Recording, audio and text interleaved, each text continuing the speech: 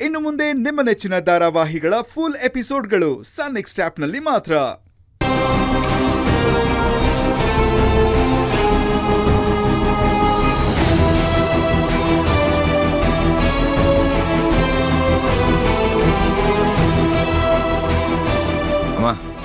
ಒಬ್ಬಟ್ಟಂತೂ ತುಂಬಾ ಚೆನ್ನಾಗಿದೆ. ಇನ್ ಒಂದೇ ಒಂದು ಹಾಕ್ತೀರಾ? ಅಯ್ಯೋ ಅದಕ್ಕೇನಂತೆ, ಒಂದೇನು 2 ಹಾಕ್ತೀನಿರು. ಅಯ್ಯೋ ಸಾಕು ಸಾಕು ಸಾಕು, ಪ್ಲೀಸ್ ಪ್ಲೀಸ್ ಪ್ಲೀಸ್, ಒಂದೇ ಒಂದು ಸಾಕು. ಸರಿ.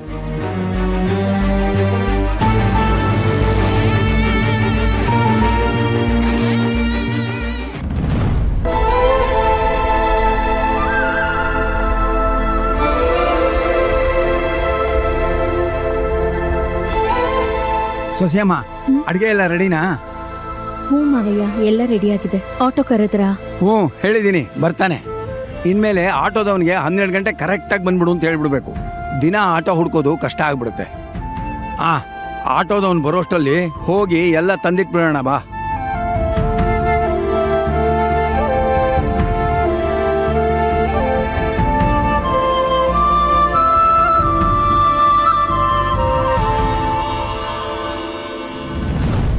ಸೊಸೆಯಮ್ಮ, ಏನು ಯೋಚನೆ ಮಾಡ್ತಿದೀಯಾ? ಏನಿಲ್ಲ ಮಾವಯ್ಯ. ಅಲ್ಲಮ್ಮ, ಇಷ್ಟು ದಿವಸ ಗೌರಿ ಮದುವೆ ಆಗಿಲ್ಲ ಅಂತ ಯೋಚನೆ ಮಾಡ್ತಿದ್ದೆ. ಗೌರಿ ಮದುವೆ ಆಗಿ ಗಂಡ ಹೆಂಡತಿ ಸುಖವಾಗಿದ್ದಾರೆ. ಇನ್ನೇನು ಯೋಚನೆ? ಗೌರಿ ಅಜಯ್ ಇಬ್ರು ಸಂತೋಷವಾಗಿದ್ದಾರೆ ಮಾವಯ್ಯ. ಅವ್ರದ್ದೇನು ಚಿಂತೆ ಇಲ್ಲ. ಆದ್ರೆ ಗಂಗೆ ಸಂಸಾರದ್ದೇ ಚಿಂತೆ ಆಗೋಗಿದೆ ಮಾವಯ್ಯ. ಗಂಗೆ ಸಂಸಾರದ್ದ? ಅವರಿಬ್ರು ಚೆನ್ನಾಗೇ ಇದ್ದಾರಲ್ಲಮ್ಮ. ಇಲ್ಲ ಮಾವಯ್ಯ, ಗಂಗೆ ಮತ್ತೆ ಅಭಯ್ ಮಧ್ಯೆ ಏನೋ ಸರಿ ಇಲ್ಲ ಅಂತ ಅನ್ನಿಸ್ತಾ ಇದೆ. ಇಬ್ರು ಪದೇ ಪದೇ ಜಗಳ ಆಡ್ತಿರ್ತಾರೆ. ಅಭಯ್ ಅಂತೂ ಯಾವಾಗ್ಲೂ ಬೇಜಾರಲ್ಲೇ ಇರ್ತಾನೆ. ಅದ್ಯಾಕೆ ಅವರಿಬ್ರು ಜಗಳ ಆಡ್ತಾ ಇರ್ತಾರೆ? ಅವರಿಬ್ರು ಮಧ್ಯೆ ಏನ್ ಸಮಸ್ಯೆ ಇದೆ ಅಂತಾನೆ ಅರ್ಥ ಆಗ್ತಾ ಇಲ್ಲ. ನೋಡು ಸೊಸೆಯಮ್ಮ, ಗಂಡ ಹೆಂಡತಿನ ಮೇಲೆ ಸರಸಾ ವಿರಸ ಇದ್ದೇ ಇರುತ್ತೆ. ಅದಕ್ಕೋಸ್ಕರ ಇಷ್ಟೆಲ್ಲ ತಲೆ ಕೆಡಿಸ್ಕೊಂತಾರ? ನೋಡು, ಸಣ್ಣ ಪುಟ್ಟದ್ದು ಎಲ್ಲ ಅವರೇ ಸರಿ ಮಾಡ್ಕೋತಾರೆ. ಯೋಚನೆ ಮಾಡ್ಬೇಡ. ವಿಷಯ ಚಿಕ್ಕದಾಗಿದ್ದು ಬಗೆಹರಿದ್ರೆ ಏನು ಸಮಸ್ಯೆ ಇಲ್ಲ ಮಾವಯ್ಯ. ಆದ್ರೆ ಸಮಸ್ಯೆ ದೊಡ್ಡದಾಗಿದ್ರೆ? ನನಗಂತೂ ಗಂಗೆಗ್ ಬುದ್ಧಿ ಹೇಳ್ಬೇಕೋ ಅಥವಾ ಅಭಯ್ ಜೊತೆಲಿ ಮಾತಾಡ್ಬೇಕೋ ಒಂದೂ ಅರ್ಥ ಆಗ್ತಾ ಇಲ್ಲ. ಸೊಸೆಯಮ್ಮ, ಗಂಡ ಹೆಂಡತಿರ ಮಧ್ಯೆ ಸಮಸ್ಯೆ ಇದ್ರೆ 3ನೇವ್ರು ಎಂಟ್ರಾದ್ರೆ ಸಮಸ್ಯೆಗಳು ದೊಡ್ಡದಾಗತ್ತೆ. ಹಾಗೂ ಗಂಗೆ ಅಭಯ್ ಮಧ್ಯೆ ಏನಾದರೂ ಸಮಸ್ಯೆ ಇದ್ರೆ ನಮ್ ಗೌರಮ್ಮ ನೋಡ್ಕೊಂತಾಳೆ. ಅವ್ರ ಅಕ್ಕ ತಂಗಿ ಎಷ್ಟು ಒಗ್ಗಟ್ಟಾಗಿದ್ದಾರೆ ಅಂತ ನಿನಗೆ ಗೊತ್ತಲ್ಲಮ್ಮ. ಗಂಗೆಗೆ ಏನೇ ಸಮಸ್ಯೆ ಇದ್ರೂ ನಮ್ ಗೌರಮ್ಮನ ಹತ್ರ ಹೇಳ್ಕೊತಾಳೆ.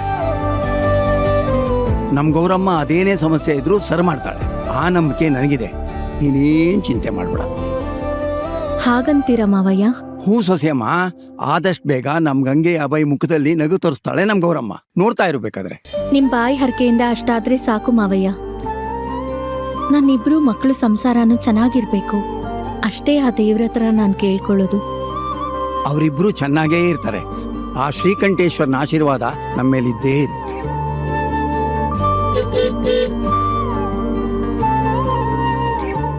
ನಡಿ, ಆಟೋ ಬಂತು. ಇದೆಲ್ಲ ಆಮೇಲೆ ಮಾಡಿವಂತೆ. ಮೊದಲು ಊಟ ತಗೊಂಡು ಆಶ್ರಮಕ್ಕೆ ಹೋಗೋಣ ಬಾ. ಸರಿ ಮಾವಯ್ಯ.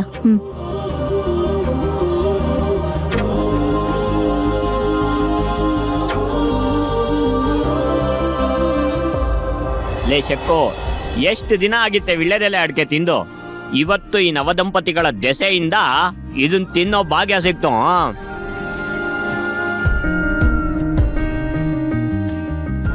ಗಂಗೆ, ಎಲ್ಲಿ ಅನ್ನೋ ನಿನ್ ನಾಲ್ಗೆ ತೋರ್ಸು. ಅಯ್ಯ, ಇದೇನೆ ಒಂಚೂರು ಬಣ್ಣನೇ ಬಂದಿಲ್ಲ. ಗೌರಿ, ನೀನ್ ನಾಲ್ಗೆ ತೋರ್ಸು. ಆಹಾ, ಎಷ್ಟು ಕೆಂಪಾಗಿದೆ ನೋಡು. ಆದ್ರೆ ಗಂಗೆ ನಾಲ್ಗೆನೆ ಒಂಚೂರು ಕೆಂಪೆ ಆಗಿಲ್ಲ.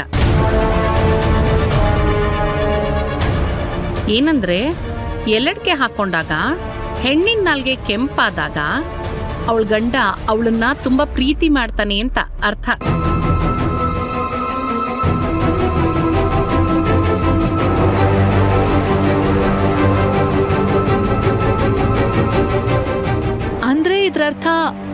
ಗಂಗೆನ ಅಭಯ್ ಲವ್ ಮಾಡೋದಕ್ಕಿಂತ ಜಾಸ್ತಿ ಗೌರಿನೇ ಲವ್ ಮಾಡ್ತಾನೆ ಅಂತನಾ?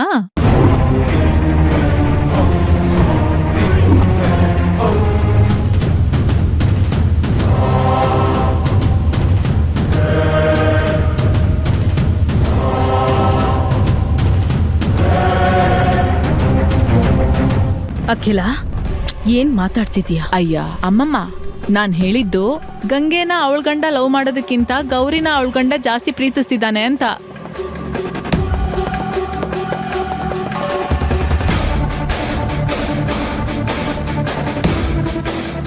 ಅಜಯ್ ಗೌರಿನ ತುಂಬಾ ಪ್ರೀತಿಸ್ತಾ ಇದ್ದಾನೆ ಅನ್ನೋದಕ್ಕೆ ಇದೇ ಸಾಕ್ಷಿ.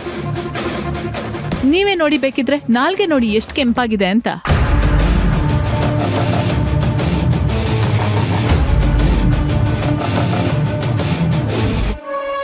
ಪ್ರೀತಿನ ಎಲೆ ಅಡಿಕೆ ಹಾಕ್ದಾಗೋ ಕೆಂಪಿಂದನೋ ಅಥವಾ ಗೋರಂಟಿ ಕೆಂಪಿಂದನೋ ಅಳಿಯಕ್ಕಾಗಲ್ಲ. ಆದರೂ ನೀವು ಹೇಳಿದ್ದು 100ಕ್ಕೆ 100 ಸತ್ಯ. ನನಗಂತೂ ನನ್ನ ಹೆಂಡತಿ ಅಂದರೆ ಪ್ರಾಣ. ಇವರನ್ನ ತುಂಬ ಅಂದರೆ ತುಂಬ ಪ್ರೀತಿಸ್ತೀನಿ.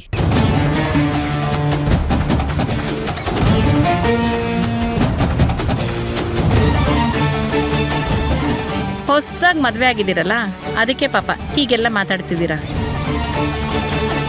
ಇದೇ ಒಂದ್ 5 ವರ್ಷ ಕಳೀಲಿ, ಆಗ್ಲೂ ಹೀಗೆ ಮಾತಾಡ್ತಿರೋ ಅಥವಾ ನಮ್ಮ ಅಭಯ್ ತರ ಸುಮ್ಮನೆ ಇರ್ತಿರೋ ನೋಡೋಣ.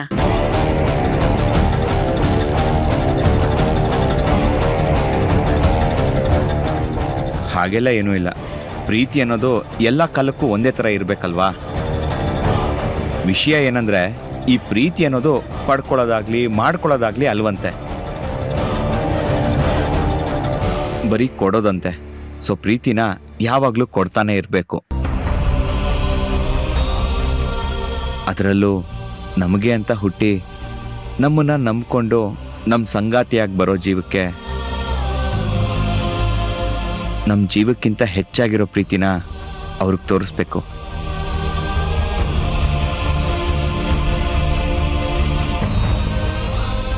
ಇದು ನನ್ನ ಪಾಲಿಸಿ. ನೋಡಿದ್ಯಾ ಅಭಯ್, ಅಜಯ್ ಅವನ ಹೆಂಡತಿ ಬಗ್ಗೆ ಎಷ್ಟು ಪ್ರೀತಿ ಇಟ್ಕೊಂಡಿದ್ದಾನೆ ಅಂತ. ನೀನು ಗಂಗೆ ಬಗ್ಗೆ ಏನಾದ್ರೂ ಹೇಳೋ. ಏನ್ ಹೇಳ್ಬೇಕತ್ತೆ?